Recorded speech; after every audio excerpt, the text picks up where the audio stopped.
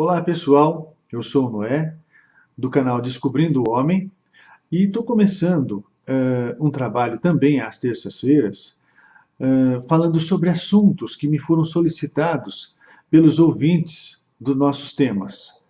A gente começou apresentando pelo canal o tema Saúde Total, e nós vamos continuar fazendo essa apresentação, postando um vídeo todas as quintas-feiras. E a partir de agora, eu pretendo fazer um vídeo que será postado às terças-feiras, abordando um assunto que tenha sido solicitado por um de nossos ouvintes. O primeiro assunto a ser abordado vai ser distúrbio do sono. Isso acomete uma quantidade muito grande de pessoas, e o resultado disso é a diminuição da qualidade de vida e da produtividade delas. Vamos tentar abordar e entender o que acontece com o distúrbio do sono e ver se existe a possibilidade de a gente melhorar o nosso sono e a nossa qualidade de vida.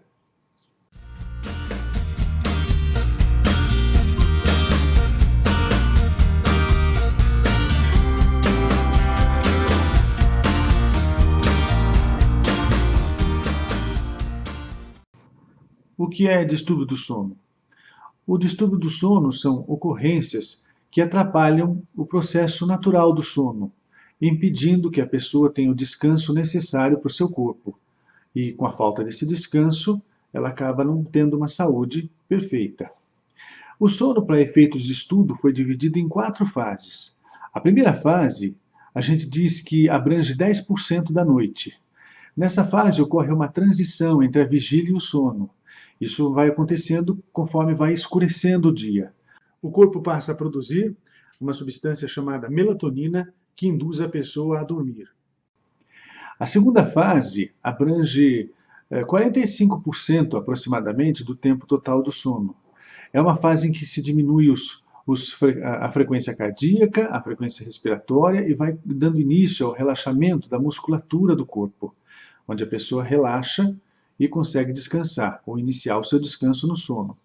A terceira fase, ela abrange cerca de 25% da noite.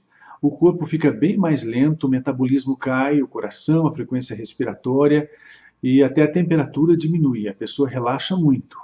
A quarta fase, ela se chama fase REM. REM é uma sigla americana que quer dizer Rapid Eye Movement, ou movimento rápido dos olhos. Ela ocorre quando a gente sonha, quando a nossa consciência, mesmo durante o sono, ela traz fatos ou ocorrências à nossa percepção. Isso se chama sonho. E os sonhos podem fazer com que nós tenhamos mudanças no nosso humor, mesmo dormindo. Pode descarregar adrenalina, fazer a gente sentir medo, ter taquicardia, aumento da frequência cardíaca e tudo mais. Mas ele faz parte do ciclo do sono e ele existe nos seres humanos e já foi observado que também existe nos animais. Esses 4 ciclos precisam ocorrer de modo natural para que a gente tenha uma boa noite de descanso. Tem alguns tipos de fatores que causam doenças do sono.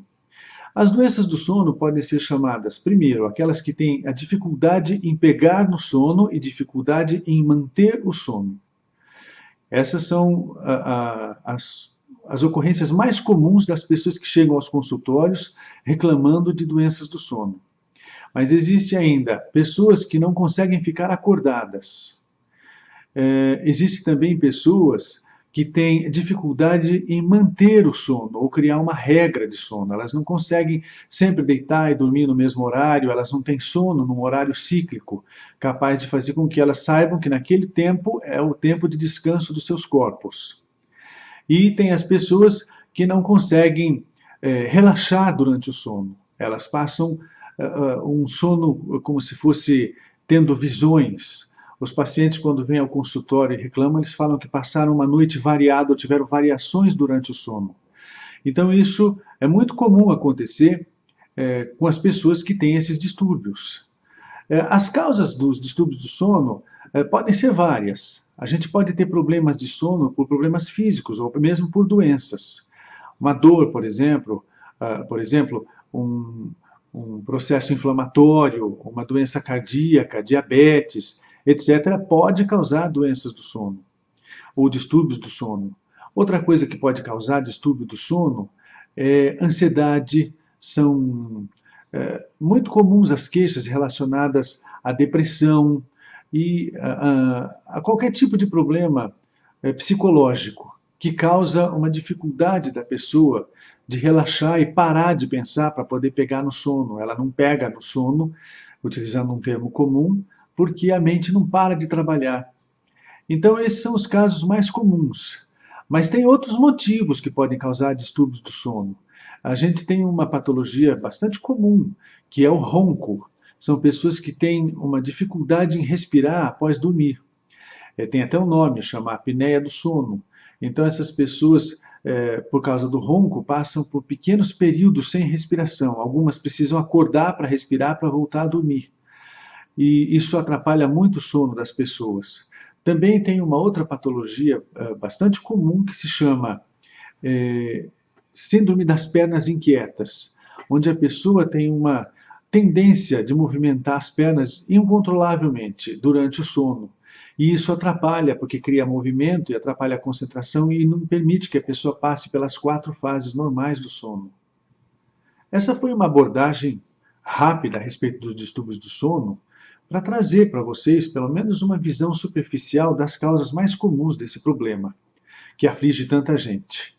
Antes da gente procurar um tratamento medicamentoso, talvez haja algumas coisas que a gente possa fazer para melhorar isso, pelo nosso próprio trabalho, pela nossa própria iniciativa. Então, quais conselhos eu daria para as pessoas que têm distúrbio do sono? O primeiro é tentar praticar esporte, fazer caminhada, fazer alguma atividade física que possa melhorar o metabolismo como um todo e fazendo com que a pessoa saia do sedentarismo.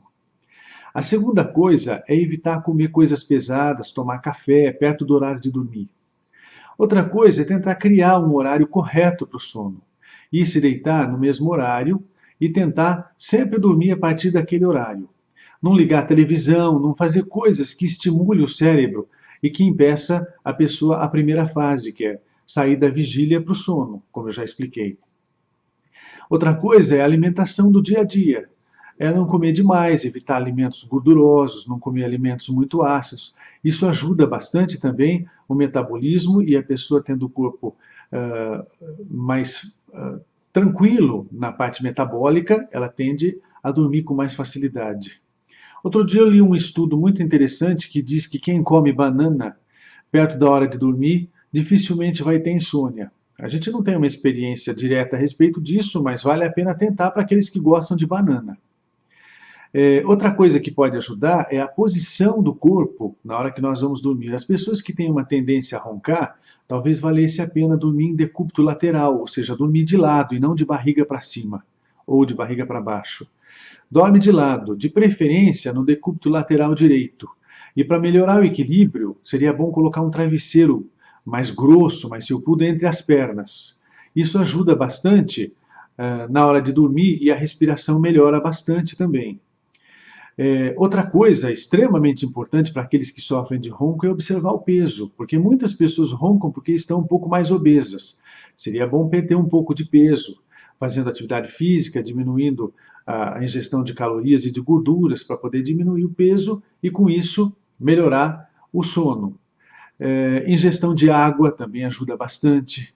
Leitura ajuda bastante. Seria bom criar o hábito de ler assuntos que são interessantes e que causam uma distração na mente. Meditação ajuda bastante. Então, se você é capaz de se sentar e se concentrar na sua respiração, você consegue desligar a mente.